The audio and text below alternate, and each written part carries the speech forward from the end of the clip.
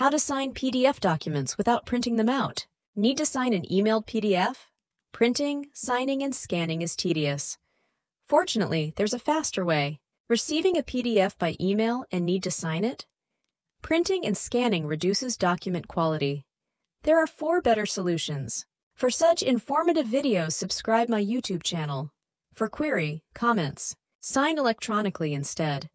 It's not digital signing with encryption, but gets your signature on the document without paper. Adobe Acrobat Reader supports electronic signatures. It's available on computers, phones, tablets, and works easily. Open Acrobat Reader, locate the signature spot, and select Fill in and Sign from the menu. Click Sign Yourself and Add Signature. Draw your signature with the mouse or use an image of your signature. Position and adjust the size as needed. This method maintains document quality and simplifies the process. No printing, scanning, or reduced quality involved.